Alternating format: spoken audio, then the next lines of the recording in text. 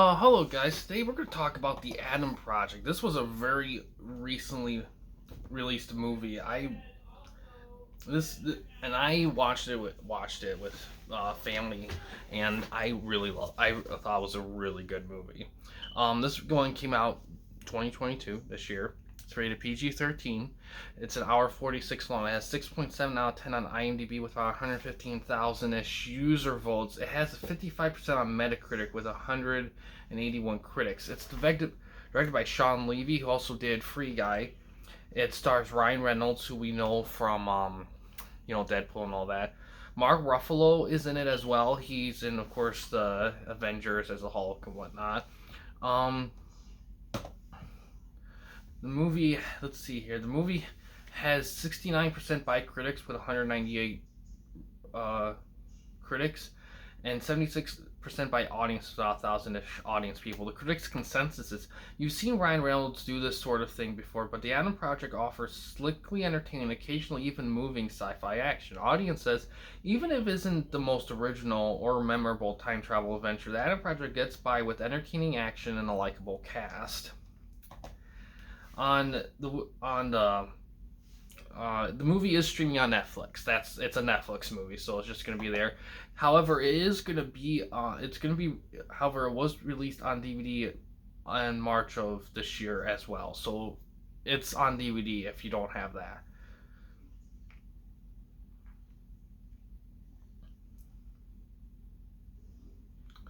Um, so let's see. This movie. All right, this is a solid movie. This movie was meant as kind of a tribute and send up to like the family PG sci-fi movies of the late 70s, early 80s into the 80s. Stuff like E.T. and Close Encounters, that kind of stuff. And I liked it a lot. Like, I watched my family, oh my god, with Corey and my sister, my mom, my dad, and this movie's hilarious. Like, this movie, like, the cast has so good comedic timing. Um, but yeah, the plot isn't super original, but I have to say, it is very well directed. The soundtrack's great. The effects are really solid for a Netflix movie, super solid. It's just a good, fun movie, and it has a good drama in it, and a good dialogue about like stuff. The time travel element is handled very well. It's not too heavy-handed.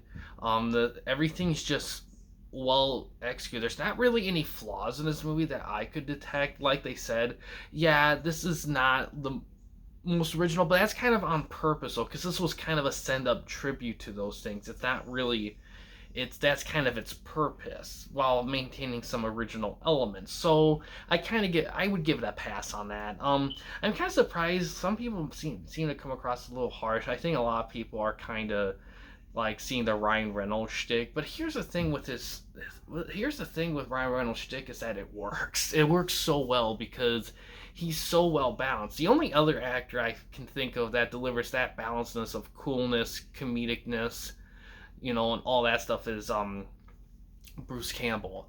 He always, like Ryan Reynolds, Bruce Campbell always did a great job of balancing between like the comedic one-liner and doofus who gets rocked a lot, and then all of a sudden they're like action hero cool, just like that. That's a tricky thing to do, and both of them do it really well. I definitely recommend. There's not much I can say about it. It's just so good.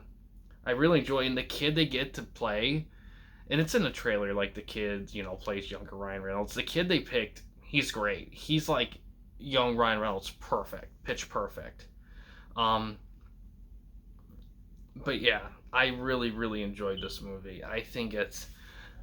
It's a good. This is how you do a good PG-13 film.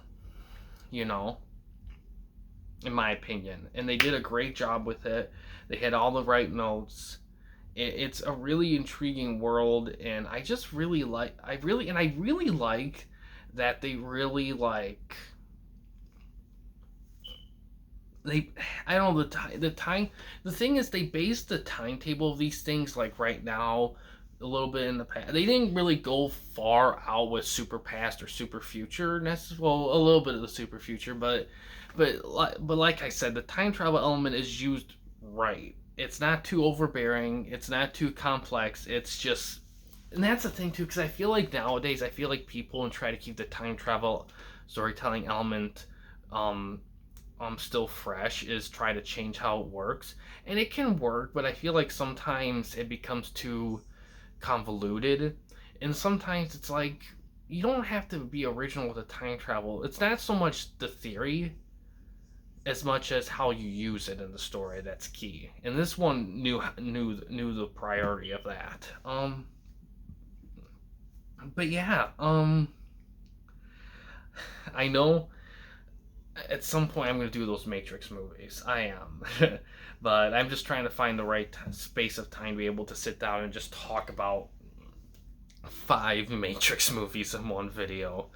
Um, but yeah, overall, this is really solid. I definitely recommend checking it out for sure. But yeah, guys, thanks for watching. In case you want to chat with me, Mike, or anyone else at the Camping Company, you don't want to use the YouTube comment section, we do have a couple options. First one is we have a Discord channel. You can find a link to that in the About page / About section of our channel. We also have a discussion tab on our channel as well. You can access that through a PC or a laptop computer. We also have a Patreon page in the works.